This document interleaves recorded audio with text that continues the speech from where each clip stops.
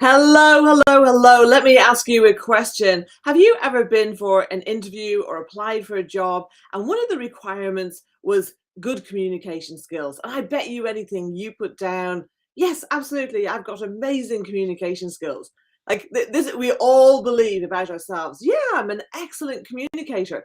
Yet, how is it that so many problems in business and in life actually are a result of poor communication skills? I think it's an area that we often could be a bit delusional about, right? So that's what our topic for today. We're going to dive into that. Welcome to this week's Marketing, Branding and Getting the Sale show. I'm joined by my co-hosts here, Jess and Stephen. And just in case you don't know us, yes, let's just do some quick intros and then we dive into our topic for today. Over to you, Jess. Good morning, everyone. With my clients, I help them stop gambling with a marketing budget. So if you're in a position where you feel like you're throwing money at SEO, ads, websites, and you don't quite know why or what's working, then that's a perfect time to have a chat. I have a 6-step loyalty process that can make sure you get more profit through your marketing or through your brand. So that's me, Jess. Fantastic. Thank you, Jess. Stephen. Good morning, everybody. This is Stephen Lerman from Chameleon BDS Limited. So the other side of communication, if you don't like making outbound calls, you don't have the facility to do so, or you're just afraid of picking up the phone, then you can give me a call and I can help companies get in front of more clients by making those appointments and doing all the prospecting and cold calling for them. Fantastic. Thank you, Stephen. If you haven't met me yet, my name is Una Doyle. I'm a business strategist and coach, and I can help any business to unlock 50K or usually more in only 50 minutes. If you want to know how, DM me. I can send you a video. We can have a quick chat and I'll show you how I can actually do that. Got some amazing proprietary software that helps with this, in addition to my now 19 years of experience being a coach. I can't believe it's so long, right? So anyway, our topic for today is all about communication techniques.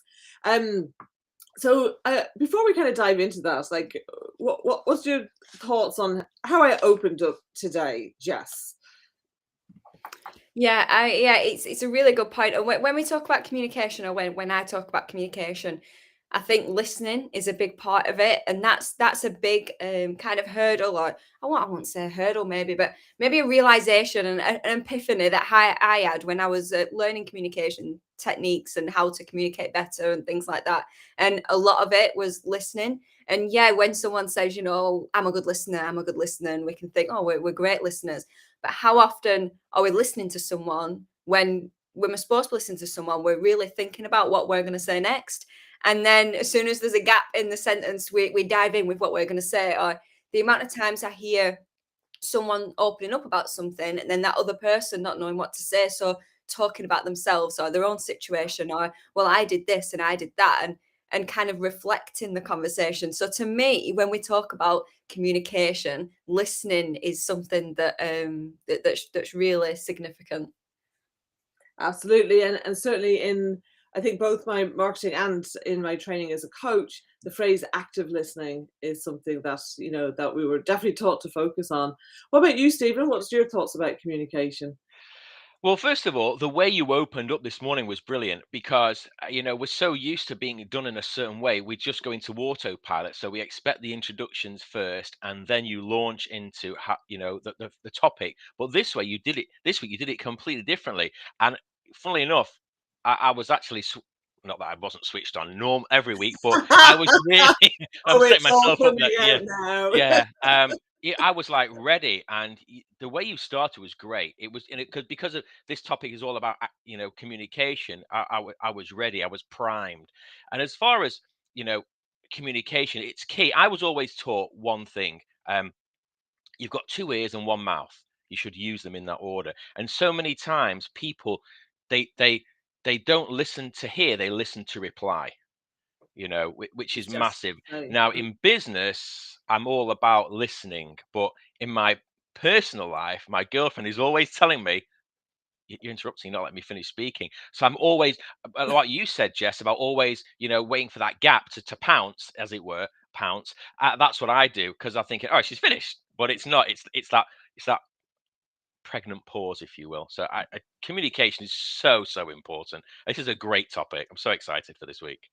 There's so many things that I want to share today. One of the things I want to do is, you know, for you watching and listening right now, I want you to think about this from at least two different perspectives. So one is from a marketing perspective, and the other is from the perspective of you as a leader. So for in terms of team members or freelancers that you might use, or even if you don't have a team right now, the people who you will have on your team in the future. And of course, you know, like from a marketing point of view, you know, we're thinking about your clients, your prospects, and how you communicate with those. So communication is just, it's just such a massive subject. I mean, we could probably talk about this all week, but we're going to try and keep it a bit shorter than that today. We all have places to go and things to do, right? So here's one of the first things I want to talk about, which is we have to put ourselves in the receiver's shoes before we decide what we're going to say and how we're going to say it. I think that's so important. Um, and when we do that, it's almost like if you think about communication going into like a black box.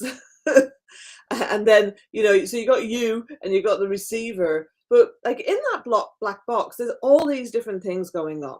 So we have got a lot of noise. Most people have got a huge amount of noise externally.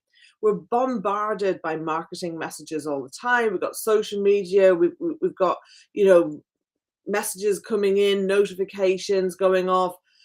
Unless you're a bit more organizing, please switch off all your notifications, right? But that's what happens to most people. They're like, you know, pinging and ringing and images, video, text, all this noise going on that is competing for our attention.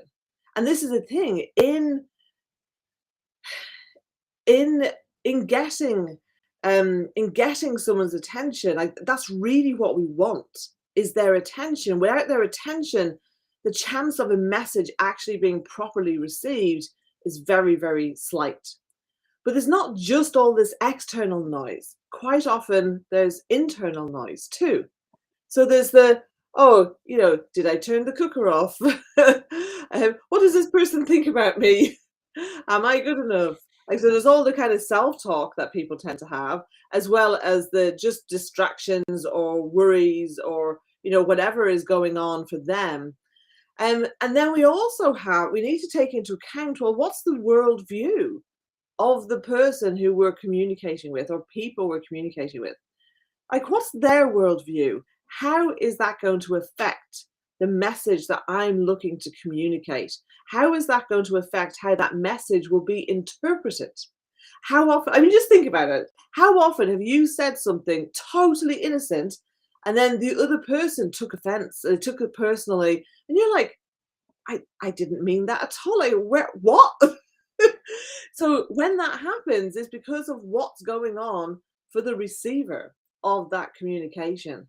So it's no wonder really that we can think we're doing an amazing job of communicating, but our message isn't landing, or it's being misinterpreted, or it isn't even getting through the noise. So there's a lot going on, isn't there? What do you think? I agree. I think a lot of it as well is it's about adapting the message to the audience. You know, it's using the right terminology, because, you know, if you're talking to somebody on the production line, let's just say, the language they use is going to be far different from somebody in the boardroom. So you could be a lot less technical for somebody on that ground floor level versus somebody, you know, at sea level. And I don't mean, you know, sea level, not sea C-suite. level. C suite. There we go. C suite. Thank you. But also, I get what you're saying about the person having a lot of things going on internally, you know, and that they're trying to rationalize, well, what do they mean by that? You know, and I've been guilty of it so many times, of saying something what I believe is quite innocent, um, and it being completely misinterpreted. And I had to then go back and justify what I've said. So I didn't mean it like that. I meant it like this, because in my head, what I've said sounds quite normal. But it's the other person hasn't quite understood what I've said, you know, and I then have to go back and explain it. And then you have to go and explain it to the nth degree. So I think it's all about adapting the message that you've got for the audience that it's intended and using the right terminology. Absolutely. Good morning, Chris. Welcome and thank you. Yeah, that's the thing. It's like, and when there is that miscommunication going on, I think it really is helpful for us to look at ourselves as well, because maybe we didn't use the right words, or maybe we were ambiguous, or maybe our worldview colored what we were saying in such a way that to us it seems really obvious, but to somebody else it might not. And actually, this is especially true for creators because it's. I remember once hearing their communication described as, so there was somebody who is more extroverted. So on my ignition profiles, they would be a captain profile. Well, there'd be a captain profile, and this person would be an astronaut profile. So very, very creative, really prolific with their ideas, very big picture thinking. And so this captain profile who worked with this astronaut said, well, they're so inspiring and so visionary. It's brilliant. But then when it comes to getting things done, it's like they hand you this beautifully wrapped box. And so you're there, it's got you undo the ribbon, and then you take off the wrapping paper, and you're so excited, and you open up the box, and guess what's inside? Nothing. Because it's too big picture, and they haven't gone into enough detail. And so from a leadership point of view, this can happen a lot with, bosses, managers, business owners, where they're delegating and then they get frustrated with the other person for not doing something or not doing it properly, when actually they didn't really give a full enough brief.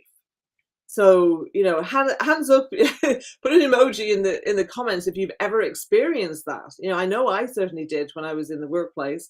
So we need to be really careful that we don't visualize in our heads the perfect picture blueprint, but then what we give to the other person is this beautifully wrapped empty box that actually hasn't got the details in it. And actually, Chris is making a great point here. Let's not even start on the topic of the vast English language, double meanings, and so many words. I often have to explain jokes.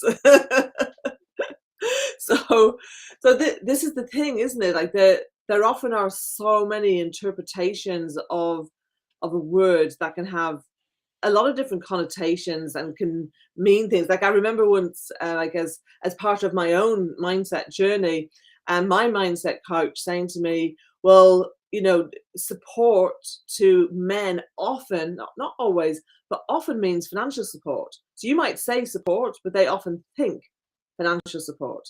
So, isn't that interesting? Like I would never have known that. I would never have occurred to me. So I think it's really interesting how different things mean different things to different people. Yes, there's the language thing. Also, we do have that male-female dynamic going on as well. And just as I said about people's worldviews. So I think what's really important, and so we need to, like, one of my favorite sayings is by Stephen Covey: seek to understand before being understood. And I think it's just such a powerful saying. It just sums up a lot of what we've talked about. And what that means is whoever you are communicating with, whether they're your team members, prospects, clients, whoever else, you need to understand them. And I definitely see time and time again in, the conversations I have, in the coaching I do, that people don't put enough time and effort into understanding the audience and what motivates them, what their hot buttons are, really, really getting clear on those things. So it's really important to do that. Seek to understand before being understood.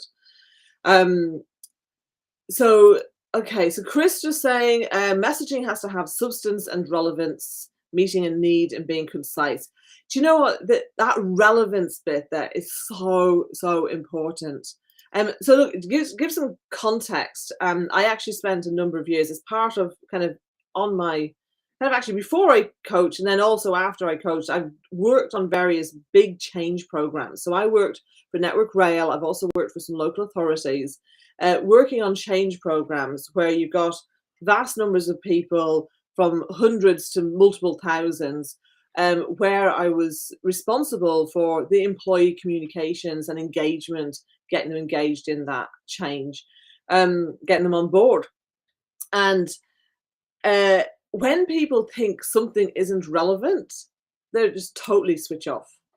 They're just like, oh, this doesn't apply to me. And one of the things that often happens, like in a change program, is people think, oh, this doesn't apply to me. So you've really got to make sure that whatever you're looking to do, and this is the thing, communication is always about change. You're wanting somebody to change their behavior or change their thinking or change their worldview, change their actions, whatever it is. There's going to be something there that you're looking to effect. So we need to make sure that it is relevant. And actually, if going back to what Stephen said about how I opened up today, I wanted to make sure that this was relevant and people would kind of go, oh, is that me? Do I think I'm a good communicator, but maybe I don't know as much as I think, or maybe I know things but don't do them. We can all be guilty of that. So we want to make sure that we're relevant with that. Okay, so what's one way then that, if we were to put this into steps, so you've got to, seek to understand, really get to understand the receiver of the communication. And then you've got to get clear on what exactly is it that you are looking to communicate. And why should they care? So in my PR days, we always used to we always had to answer the question, what's in it for me?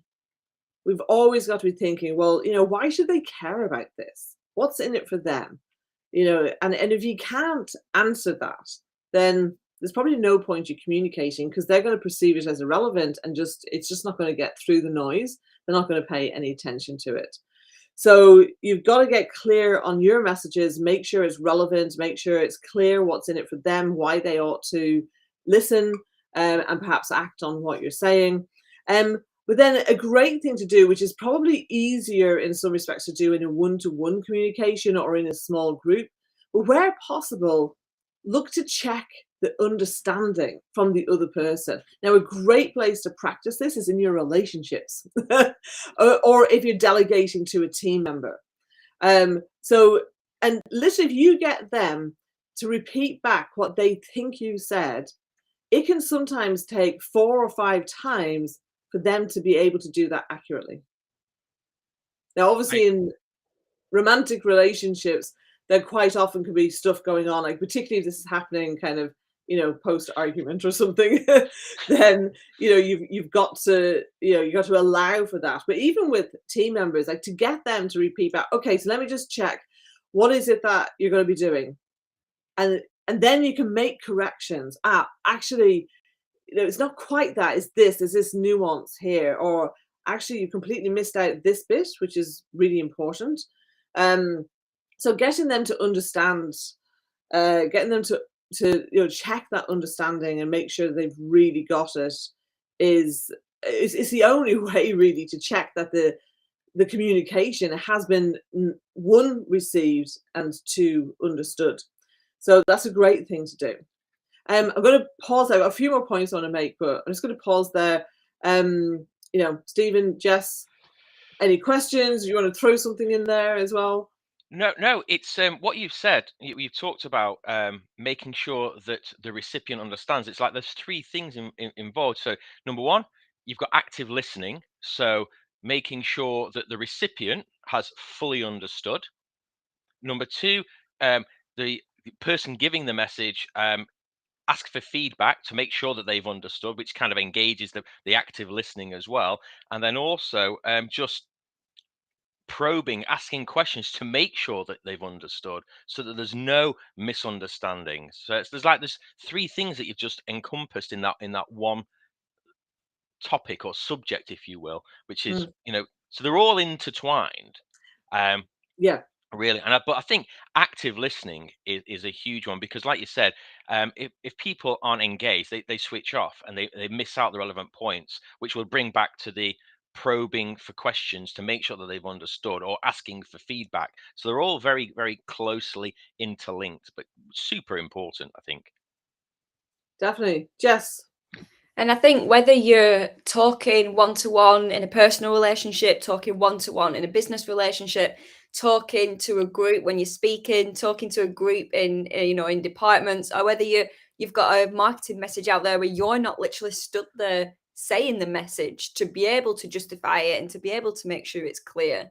It kind of it works on all these different parts, and understanding that clarity of what you said on not only how you communicate and what things mean to you, but how other people communicate and what things mean to them. It's been a huge eye opener for me over the last few years, and even in the personal relationship, it's understanding. Okay, well, I know that you communicate this way. I know I communicate this way. So how can I get my message across? How can we meet in the middle? How can we take a minute to step back and just think, okay, that's why someone's reacted in this way. So yeah, understanding that clarity on not only ourselves but other people definitely helps. So yeah, all great stuff. And I know you're going to go into it, but communication styles, personality styles, really don't not jumping the gun into a message and going, this is what I mean and this is what it is. Again, we've talked about it so many times before, and the importance of the research and the clarity and even the strategy behind it. Take a step back if you need to and look into these things. One more point, if Absolutely. I may. Sorry, there's Sure. one final thing I wanted to say. Delivery, be the way you deliver the message as well. Enthusiasm. I mean, Italians are very good at using their hands, waving their arms around, and being emotional. It can be really, really helpful in delivering a message. And if you're monotone, people are going to switch off as well. But if you change your intonation, and you're smiling and you're happy, the way, unless it's a really bad message that you're delivering, but the way you deliver a message is so key to make sure that people are engaged and can understand, and will ultimately be responsive in the right way. But body language, that's a huge. I was looking at something only this week. It might have been only towards the end of last week, and it was like, when you're speaking, how are you stood? Are you leaning on one side? Even with I do a lot of. I'm quite animated, so I'm always waving my arms about when I'm talking. But even they were saying, if you've got your palm up, you're kind of like you're showing undecisiveness. But if you kind of got your palm down, so you're speaking like, when you're moving, you're doing hand gestures, you're kind of going down, and they're seeing the top of your hand. Again, that's subconsciously people are knowing that you're decisive about what you're saying. So yeah, I think body language is a really interesting point to bring up. Definitely. I remember doing some presentation training for speaking, and a really common thing people do is what's called chopping wood, because they'll kind of just go like this. So they're moving, but it doesn't actually have any meaning to it. And one of the things that I often do when I'm working through clients' kind of market dominating position and their messaging is to get them, like, so when we get to here's an elevator pitch, here's what you would say when people ask what you do. There's usually a few different formats and things like that, different timings and things. And I actually bring in my acting training to that. So when I was training in Shakespeare, my acting teacher, R.I.P., he actually passed away this year. David Johnson, he was an amazing teacher. He worked with some of the best British actors, actually, that are around. And but yeah, like, we literally, like, we started off where we had to physically act out each word, like even the, or I, or of, like, which is really, really hard. We had to physically act out each word without saying anything. And then we were allowed to bring in some of the speech, but we still had to physically act things out. And then gradually we would act it out physically less, until we got to the point where, you looked like a normal person just speaking in Shakespeare's style. And oh my gosh, it was amazing. Like, I can tell when I'm watching telly, I can tell who has been trained in Shakespeare, because the way things come through in their acting is just so much more precise, and you really get they understand what they're saying. And I remember the only times I would ever forget my lines was when I didn't really understand what I was saying. And it's not that I didn't understand the I'm just laughing at Chris.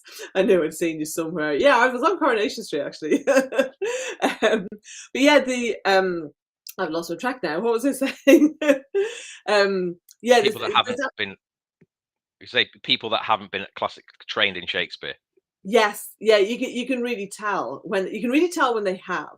They just stand out so much more. Oh yeah, I was saying about forgetting my lines, ironically enough, and then I forgot what I was saying. Only because I was distracted.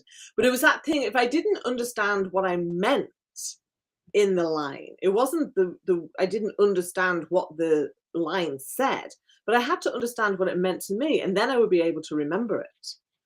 So I think it's really interesting, like if you have an important message, like a presentation or a sales video or something like that, where you actually can plan what you're going to say and rehearse it. And there definitely are times when you don't want to rehearse, and maybe when you just need some bullet points and things and you just go for it. And there are other times when actually you do want to script what you're saying and you want to practice it out and think about the movements that accompany that. It does make a big difference. So certainly from that point of view, in a more formal presentation, you may want to do that. But getting clear on your messages and making sure that they make sense and they make sense for the receiver is really important. And I just spotted another comment from Chris. You're on fire this morning. Oh no, we're on to body language. Sits on hands. Very good, very good. So I want to move on to something else that Jess alluded to, actually, which is about different communication styles and personalities. And definitely different people receive and process information in different ways. So for instance, if I want to have a significant conversation with my husband, I'll give him 3 days warning. And I'll tell him, like, oh, can we talk about X? Like, so maybe kind of Tuesday, Wednesday time, Thursday if I'm pushing it. I say, oh, can we talk about X this weekend? And I'm thinking blah, blah, blah, blah, blah. And then I give him a chance to think about it, maybe do some research. It totally depends on what it is, right? Maybe he wants to do a bit of research. Maybe he wants to think about it. Like, and I don't mean like he's in trouble or we're arguing or anything, but just if we want to discuss something and make a decision. Right? We've been together this October. We'll have been together 14 years. We've only had 3 fallouts in that time. And the reason is because our communication is stellar. Just scheduling in an argument. By the way, I'm really annoyed at you. So on Saturday at 3:00. That's what I'm saying. When I say discussion, I don't mean argument, but just we need to make a decision about something, or I want his input on something. So we'll do that. And I also know if something is coming up that is upsetting, then I know to say that. But we might kind of postpone talking about it in more detail, to give him a chance to kind of really get clear on what he thinks, because we operate totally differently. So, I'm a creative extrovert. I think very fast, speak very fast, move very fast, make decisions very quickly. He's not like that. He's an introverted, analytical person. And so he needs time to look at the data and to think about things, to reflect, to come up with what he thinks about something. If I try putting him on the spot, it just doesn't work. There's no point. He'll just have a blank mind. And he's highly intelligent. This is nothing to do with, oh, he's a bit, stupid or whatever. No, not at all. It's just the way his brain operates. So, we need to take this kind of thing into account when we're communicating. And if you're communicating with a broad group of people, you need to allow for the fact that some people are going to take a lot of time to be able to process the information that you're sharing. And if you're a creative type person that thinks quickly, assimilates information, makes decisions quickly, and you expect everybody else to do the same, then you're likely to come a cropper, and you don't want that happening. So you've got to take that into account. Also, you've got different communication styles. Some people are more visual, some are more auditory, some people are more kinesthetic, where it's more about the feeling and movement in their body. So if you're communicating to a group of people, it's a good idea to use all those different styles within your communication. So if you're creating a video, have a transcript underneath it. If you're doing a presentation, maybe it would be helpful to have some visual aids, whether that's you drawing on a flip chart or having slides, or having a handout that people can refer to, whatever way you want to do that. So I think that's really important. I mean, have you ever been in a situation where people were trying to get a message across to you and you're just kind of going, one of them moments where you think, I've already said what or pardon like 3 times, I can't say it again. So you're kind of like, yeah, like, because you've not quite understood what's, it's not quite digesting in your thoughts. And then even, in that same scenario, you might walk away in 10, 20, 30 minutes, 2 days later, you might go, oh, yeah, that's what it meant. That's what you meant now. The penny's just dropped. So, yeah, right. that it happens, doesn't it? Even in general conversation, never mind leadership communications. Yeah. Absolutely. I mean, I've been in meetings where I've kind of switched off because some of it's not been relevant to me, and then my mind's wandered and I'm thinking about other things. And like you said, Jess, there's only so many times you can go, "What? Sorry, pardon." So visual aids are great. Like handouts are always good. At the end. I don't think handouts should be given during the meeting or whatever the communication is. Should always be done afterwards. Otherwise, people will start reading that and not listen to everything else. And I can't multitask. And I found out recently that multitasking is not normal. So Yeah. it's yeah, absolutely. I think visual aids are great. Definitely. Definitely. So I want to talk about something else, which is having difficult conversations. Now we can probably do a whole live on this, actually. But there's situations where we may need to have difficult conversations. Maybe there's a client who isn't playing their part in the relationship. Maybe it's in your personal life. Maybe it's with the team member who's underperforming. Whatever it might be. Maybe it's with a vendor who isn't, acting as they should, not getting the results that they're supposed to. And so, like, if we talk about it from the point of view of employees, I think it will help because it'll give some ideas of what you can do around this. So the first thing is creating a culture of ownership and accountability. Now, as I said, I've done all this work on communication, like change programs, employee communication, employee engagement.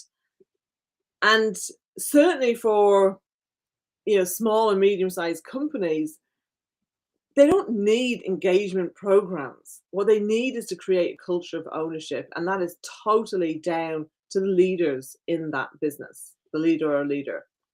And the first step on that is creating what we call vulnerability-based trust. So it needs to be okay for people to make mistakes. It needs to be okay for people to go, I need some help with this. It needs to be okay for people to go, I don't know what you mean. Could you please explain that a different way? After the 5th time they've said, pardon, what? Excuse me. So that they're not walking away going, I don't really know what that was about, but I'm busy. I'll just ignore it. And if it's really important, I'll hear about it again.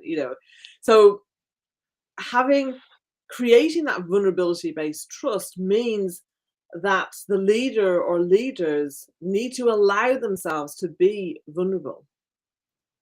And that is really hard for most people to do. But if you do that, it will create a fertile soil that you can plant your seeds of communication in that will grow. and it can have a massive, massive impact on the culture of your business. I think a lot of small business owners don't really pay any attention to culture. They maybe don't understand that. They maybe think, oh, that's something big companies do. But actually, when you're, um, just even your first employee, that's the start of you creating that culture. Because how you treat that employee, how you communicate with them, what you do and don't tolerate, how you hold them accountable, how you kind of monitor and review their performance, how you reward and praise them, or give them constructive feedback. All of those things create the culture that you've got. And if you don't be human, it doesn't allow other people to be human. And then that's when people make excuses and lie and hide things. And you can't have that vulnerability-based trust. And here's the thing is that without that vulnerability-based trust, people don't have real discussions. So what tends to happen in those situations in meetings, people either don't speak up, or you might find one or two people dominating the conversation, and you miss out on the input that you actually ought to be having from the people in the room and making better decisions. And also, like, I saw this so much when I was working in those larger organizations. And I wasn't always allowed to do what I felt needed to be done as well, which was really frustrating. And so being able to, when you're communicating with people and you can see they're thinking, oh, well, this isn't relevant for me, or I don't like what I'm hearing, but I don't have any chance to input to it, so I'm just going to go about my business and ignore it. Things like that would happen all the time. Especially where there's cynicism, like maybe people have been asked for input and then never given any feedback, or it was never acted on. That's worse than not asking for input and feedback at all. So this is something to really think about. If you can create that culture, then those difficult conversations become a lot easier. A lot easier. It just makes such a difference. And it's the kind of thing that takes a bit of effort, yet you can reap amazing rewards and amazing return on investment, because your staff's performance is going to be higher, you're going to be less stressed, they're going to be less stressed. It's just, it's a kind of underlying cause of poor performance when you don't have that. Poor communication when you don't have that. And poor communication leads to poor performance. So all of those things are really intertwined. You know what? You're absolutely right. I think what some business owners or some business leaders forget is that at some point in their working life, they will have been in the shoes of the people on the other side. And once, only when you've been in that position yourself, can you truly understand how that other person feels if you're about to have that difficult conversation, whether it's they don't understand or they're not performing well. And then also, if you create the open door policy where nothing's off the table, you can come in, you can talk about anything. If you don't understand anything, if you're not performing, say, listen, we're a team, because we are a team. Each individual company is a team, because the leader can't do it without the employees under them, and vice versa. So Mhm. at the end of the day, we're all in it to be successful. We want the business to thrive and survive and do well. So we should all work together. So having that open door policy and say, listen, you can come and talk about anything. There's no such thing as a stupid question if people don't understand, because I guarantee that somebody somewhere will be thinking that same question, but will be too afraid because it might be deemed a stupid question. And I say I got new starters that start from my freelancers. And one guy said to me, he said, I don't want to keep calling you all the time. I said, listen, you can call me as many times as you like, because if you don't call me, I'm going to assume that you've got it and that you understand. And Well, we now what all you can do is you can get them to repeat back to you to ensure that yeah, understanding. Yeah, and I thrive on communication. Being able to speak freely. Because if you don't, there's always going to be something niggling in the back of your mind. Well, do they fully understand it? Have I communicated it correctly? Do they know what I'm talking about? But if you, so yeah, open door, say what you feel, say what you mean. I think on that point as well, like with that, is this a silly question? That vulnerable trust, that putting ourselves out there. This isn't us, or if you're thinking this is what I do or anything like that. This isn't us being a bad person for it, or being different for it. Because even being in our childhood, as young as toddlers, we get taught kind of different ways to communicate, which aren't necessarily the most effective ways to communicate. And then it's just natural to us. So even in schools, how often, maybe if you think back to your childhood, if you sat in your classroom, you've not understood something, you've maybe put your hand up, or you've answered the wrong question when you've been asked, oh, Jess, what do you think the answer is? And I don't know, I've said the complete wrong answer. And then maybe the class laughs, or maybe the teacher goes, no, it's it's this, it's not that. And then you think, oh, I'm not putting my hand up again. I'm not going to open up again. I'm not going to be vulnerable again. So from such a young age, we're evolved and we're adapted to reacting like this and shying away from that vulnerable trust. So then to reintroduce it in adult life, in a work environment, in that culture, it is a challenging thing to do. But once, exactly like you were saying, once it's done, the rewards are just so powerful. And there's plenty of resources to look into this. I listen to Brené Brown a lot around vulnerability and that vulnerable trust. So The Power of Vulnerability is one of her books, is amazing. Atlas of the Heart is one that it's on my list to give a read. So again, all about communication, using language, using words. And I'm also listening to an audiobook at the minute, just a short one.